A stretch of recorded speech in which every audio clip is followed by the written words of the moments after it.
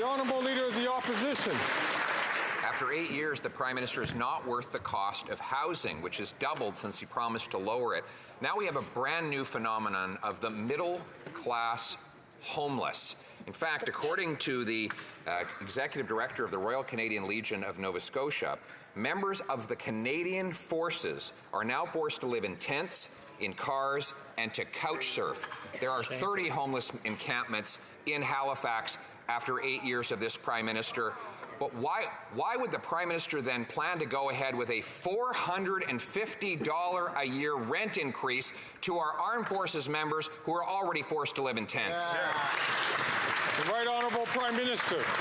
Speaker, military members and their families are a priority, and we're taking steps to ensure that they are supported. We're investing $445 million over the coming years to tackle the supply of military housing. And when the Conservatives had an opportunity to support our military personnel, they chose not to.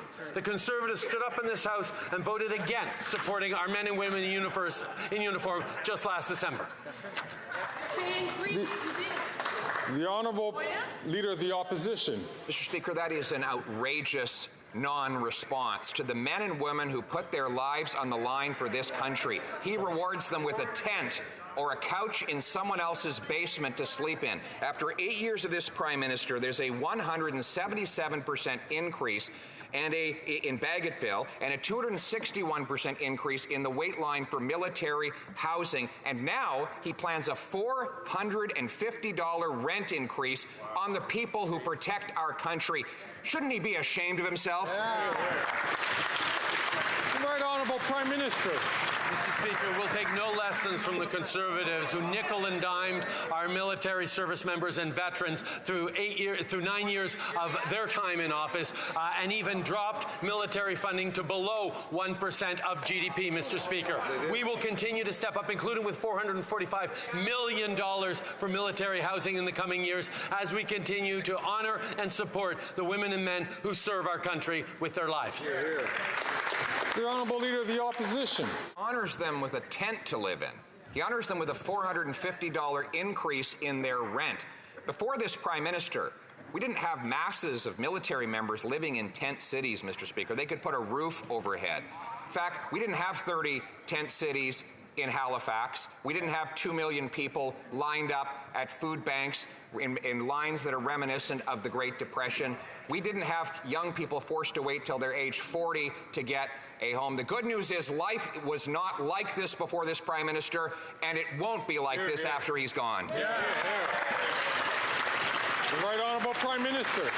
Why doesn't he just say it straight out, Mr. Speaker? He's planning to make Canada great again. The reality is, Mr. Speaker, Canada is great. Canada is the best country in the world.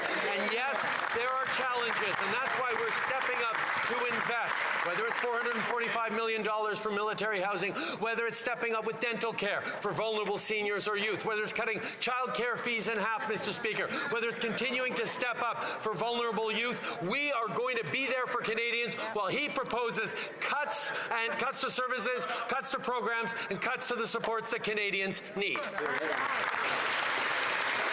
The Honourable Leader of the Opposition. That's what the Prime Minister has to say to the 2 million people lined up around street corners clamoring for the food bank after 8 years. That things are just going great. To the people in Montreal who've seen their rent quadruple after his 8 years, life is just great for them too. To the Torontonians who have to spend 25 years now saving up for the down payment on the average home, he says things are just great. How can he possibly fix the misery he caused if he can't even realize that it's right in front of his face? The Right Honourable Prime Minister. Mr. Speaker, the Leader of the Opposition may not think that Canada is the best country in the world, but we do. And the reality is we recognize Canadians are struggling right now, and that is why we continue to invest in supports for them, whether it's cutting childcare fees in half, whether it's investing in the kinds of jobs and careers we're going to need in the #1 battery supply chain country in the world, in drawing in significant investments right across the country, in moving forward into a brighter economic future, while we recognize The Canadians need support now. He offers fear and cuts while we offer support and a brighter future. That's what we're going to continue.